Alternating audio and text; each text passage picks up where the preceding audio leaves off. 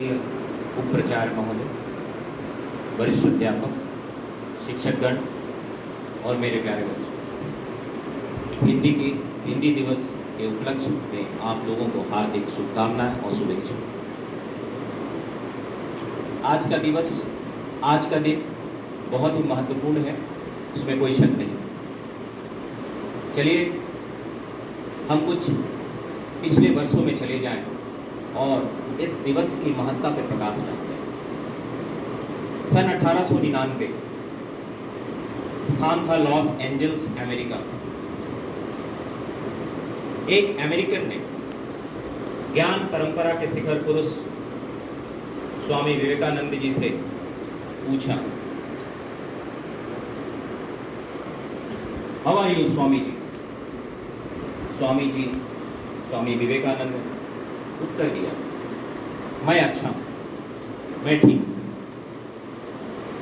American ने सोचा कि स्वामी जी को इंग्लिश आती नहीं है, तो उन्होंने अपने टूटी फूटी हिंदी में स्वामी जी से फिर पूछा, स्वामी जी आपको हमारे देश में कैसा लग रहा है? स्वामी जी ने जवाब दिया, I'm very fine here. Your country is very good.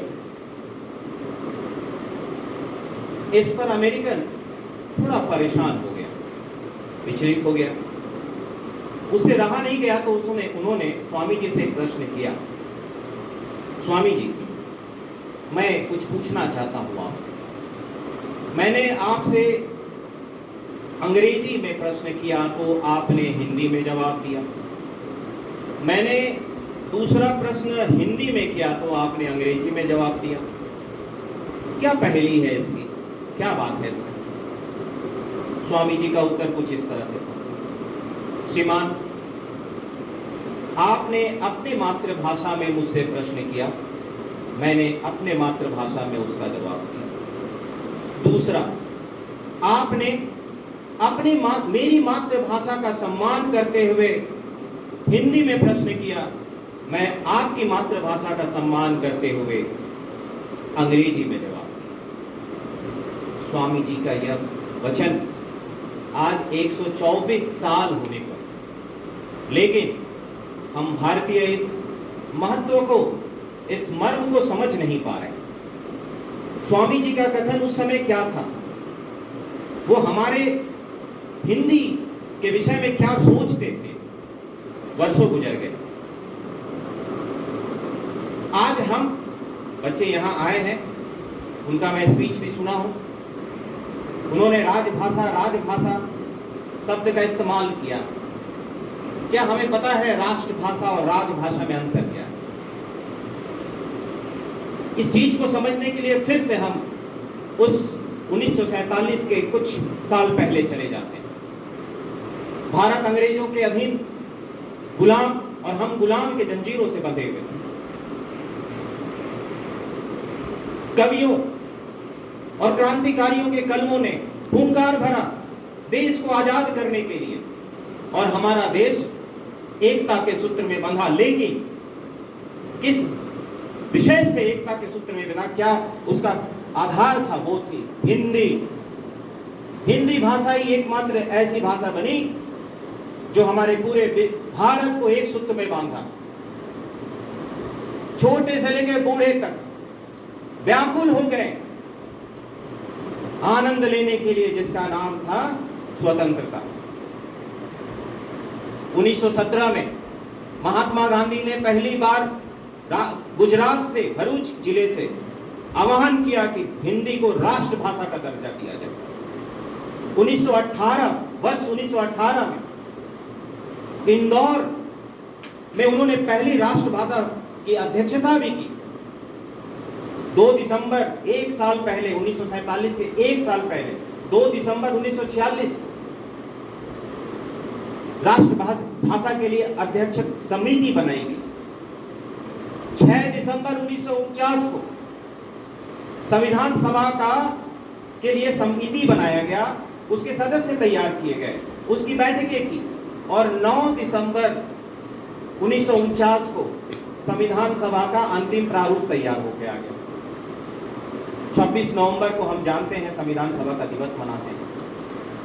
कई ऐसे क्रांतिकारी थे, उनमें एक नाम आज भी हम जानते हैं, पुरुषोत्तम दास टंडन। और कई ऐसे लोग थे जो हिंदी को राष्ट्रभाषा बनाने के लिए पुरजोर वकालत की, लेकिन हम वकालत हार गए, हम राष्ट्रभाषा का दर्जा नहीं दे पाए। आज हिंदी संविधान में 343 अनुच्छेद 1 के तहत देवनागरी लिपि में कही जाने वाली एकमात्र भाषा तो है, लेकिन राष्ट्रभाषा नहीं है, वो राजभाषा है। और इसके लिए राष्ट्रभाषा प्रचार समिति बनाया गया, जो आज के दिन 14 सितंबर 1953 को प्रचार समिति ने यह निर्णय लिया कि हिंदी दिवस के रूप में इसे मनाया जाए, पूरे भारत में हिंदी का प्रचार प्रसार किया जाए, जिससे यह राष्ट्रभाषा बने। क्यों चुना गया 14 सितंबर को? क्योंकि उसमें एक महान मूर्धन्य साहित्यकार, जिनको हम जानते हैं, व्यवहार राजेंद्र सिंह जी, जो हिंदी के लिए अपना सर्वस्व न्यौछावर कर दिया, पूरा समय हिंदी को के कल्याण के लिए, हिंदी को राष्ट्रभाषा बनाने के लिए कई कार्य किए। 14 सितंबर 1953 को 50वां जन्मदिन था उनका, और उन्हीं की याद में, उन्हीं के सम्मान के लिए हम लोग 14 सितंबर 1953 से हिंदी दिवस मना रहे हैं, जो बच्चे ने उसे कहा है। आखिर हिंदी है क्या? एक विषय है, ये एक भाषा है। इसके विवाद में हम लोग हमेशा उलझे रहते हैं। अगर ये विषय है तो मैं इसे तुलना कर रहा हूं आपके समक्ष। अगर मैं विज्ञान को एक विषय मानता हूं तो मेरे पेरेंट्स हमसे पूछे कि तुम बच्चे विज्ञान पढ़ते हो, तुम बनोगे क्या? तो मैं डॉक्टर बनूंगा, मैं इंजीनियर बनूंगा। अगर एक पेरेंट्स का बच्चा का पेरेंट्स पूछते हैं, माता पिता पूछते हैं, भाई आप मैथमेटिक्स पढ़ रहे हो, आप बनोगे क्या? तो मैं एक अच्छा इंजीनियर बनूंगा। अकाउंट्स पढ़ते हो तो आप क्या बनोगे? मैं अच्छा चार्टर्ड अकाउंटेंट बनूंगा। किसी पेरेंट्स ने किसी बच्चों से पूछा है कि आप हिंदी क्यों पढ़ते हो, आप क्या बनना चाहते हो? इसका कोई जवाब नहीं। क्यों जवाब नहीं है, इसके बारे में बता देता हूं। इसका इसलिए जवाब नहीं है कि सभी विषय को हम कैरियर में बांध सकते हैं, सभी विषय का अपना एक कैरियर है, बट हिंदी को हम कैरियर में नहीं बांध सकते हैं। यही हिंदी की महिमा है। हिंदी समाज का निर्माण करने के लिए है, कैरियर बनाने के लिए नहीं है। अगर आप अच्छा एक चार्टर्ड अकाउंटेंट बनते हो तो आपकी गणित अच्छी है, लेकिन अगर आपने प्रेमचंद का नमक का दरोगा नहीं पढ़ा तो आप बेईमान चार्टर्ड अकाउंटेंट बने। ये मैंने एक एग्जांपल। तो इस तरह से हम साहित्य से समाज को सुधारते हैं। हिंदी की महिमा कुछ अजीब है, इसको हम फील कर सकते हैं, महसूस कर सकते हैं। ये है मेरा मत हिंदी के लिए। इसको सुनने के लिए, इसको समझने के लिए आपको खुद प्रयासरत होना पड़ेगा कि हिंदी विषय है या मात्र एक भाषा है। क्योंकि मैं कभी नहीं सुना हूं कि अंग्रेजी दिवस कहीं मनाया जाता है। मैं कभी नहीं सुना। मैं नेट पे सर्च भी किया कि विश्व में कहीं अंग्रेजी दिवस मनाया जाता है क्या। यानी कि ये विलुप्त जाति है, विलुप्त होने वाली भाषा है, इसीलिए हम इसे जागरूक भाषा के तौर पर दिवस के रूप में मनाते हैं। जरूरत पड़ा है इसको मनाने के लिए, तो हम हिंदी के महत्व को समझें और उसको, उसके प्रचार और प्रसार में भागीदार बने। यही मैं इस मंच से कहना चाहता हूँ। धैर्यपूर्वक सुनने के लिए आप सबों का बहुत बहुत धन्यवाद। जय हिंदी, जय हिंदुस्तान।